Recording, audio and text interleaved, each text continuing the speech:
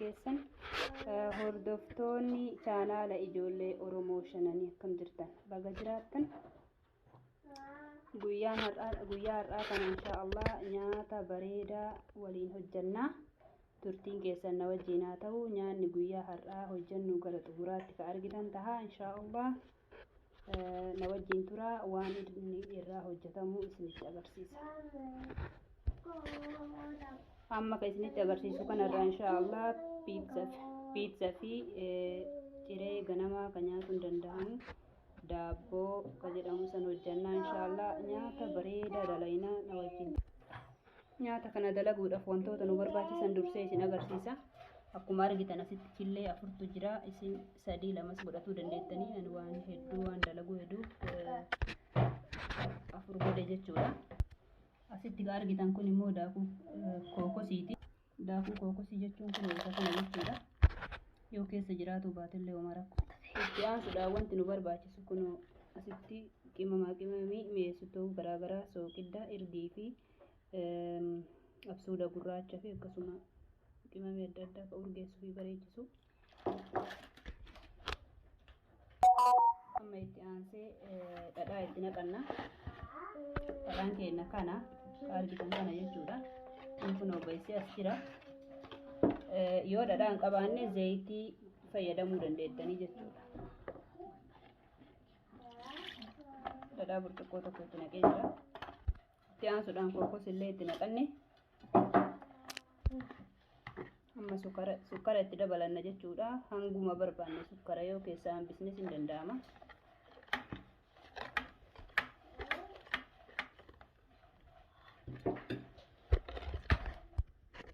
Amma kaameraa itti dabalannaa jechuudha. Irshoo fal'aanaa xiqqaa ka shaayii san haga 4 itti godhannaa jechuudha. Ani waan hedduu dalagu waan hedduufi. Itti aansuudhaan killee itti cabsinaa. Tartiiba yoo eeguu dhabne rakkoon.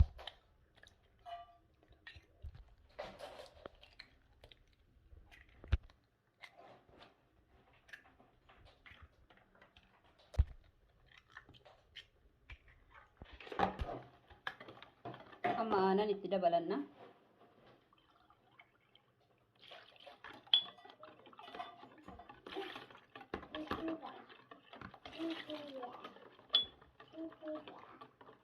Kanaafuu itti naqadhee isin takka lamas yoo itti naqattan rakkoo qabu jechuudha. Waan hedduu waan hojjedhu.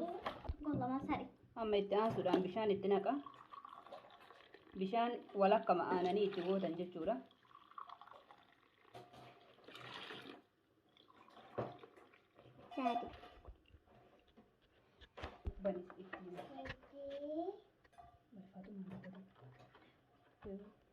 Amma sirriitti waliin dho'ina jechuudha.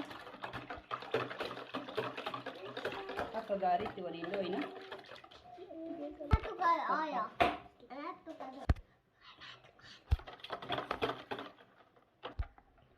Amma daakuu itti naquuf deemnaa. Yaadachiisa mootuu bishaan hanga tokko ho'aa ta'e wayya jechuudha. Aanan faa firiijii waan bahuuf bishaan xiqqoo isii ho'aa.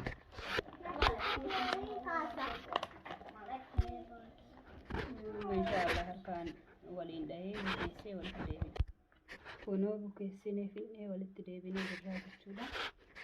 Kana fakkaata.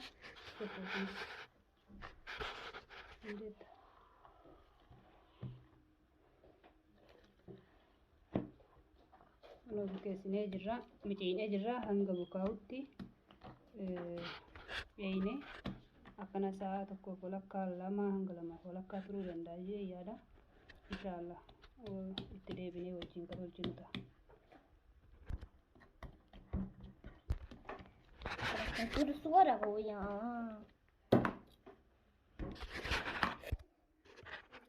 Kunoo lixiin keenya akkatti bukaa'ee jira jechuudha. Amma inshaallah lixii kanarraa piizza fi daabboo yookiin qixxaa nyaata ganama nyaatamu irraa hojjanna. Piizza hojjechuudhaaf wantoota barbaachisan isin agarsiisa. Turtiin keessan na wajjin haa ta'u. Kunoo asitti oliiviyaadha. Kaasitti argitan kuni shunkurtii fi timaatima fi paprikaadha. Kaas keessatti argamu kun immoo ananaasidha. Kun immoo tuunnadha. Qurxummii jechuudha. Kun immoo ciiska gubbaan itti naqamu jechuudha. asitti argamu immoo timaatimii. Inni kun immoo timaatimii bullaa jechuudha. Lixii sana gubbaan riganna. Lixii kana batteessee walitti dachaana. Amma kana itti riina jechuudha lixii kanatti. Kun akkuma agartan.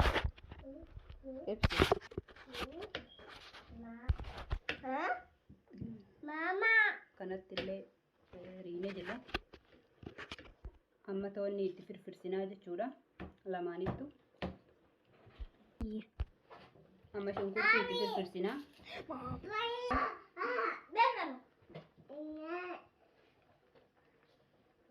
Amma irratti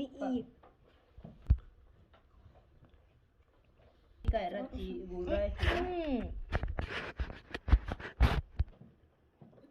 Amma paapirikaa irratti guuraa jirra.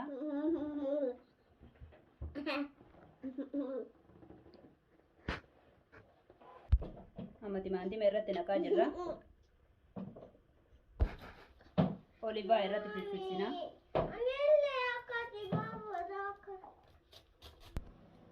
Ibidda keenna kuno jalaa fi gubbaa bannaa. Ani 250 irratti banaa jechuudha. Kuno akkuma agartan oobinii keenya bannee jirra jechuudha. 250 irratti jalaa. Kana fakkaata pizzaan keenya mashallah ibidda jala keenya rabbi jedhu. Kana fakkaata amma ibidda jala kaa'uuf jechuudha. Gubbaan chiizilleen itti naqamee jira. Kabajamtoota hordoftoota keenya kunoo pizzaan keenya bilchaatee jira jechaadha. Kana fakkaata mashallah mashallah.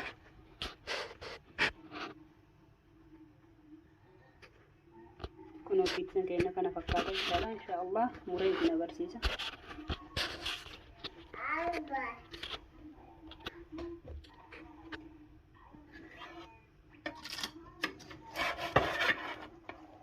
Kunoo haala kanaan qophaa'ee jira jechaadha. Mashallah.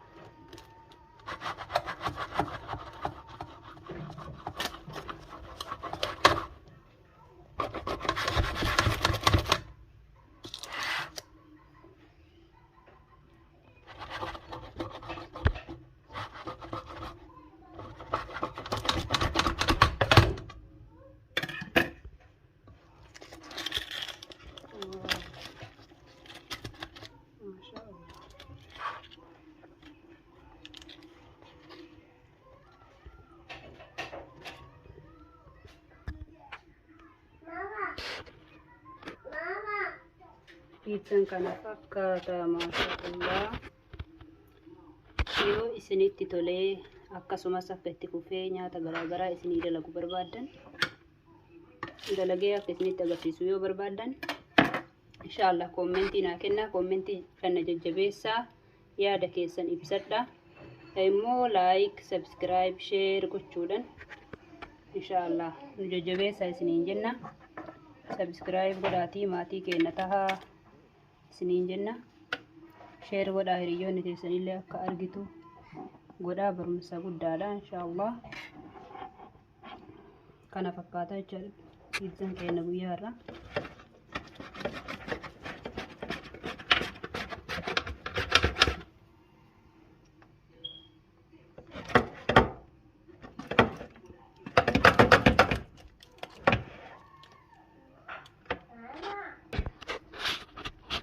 Kana fakkaata mashallah baay'ee namatti tola.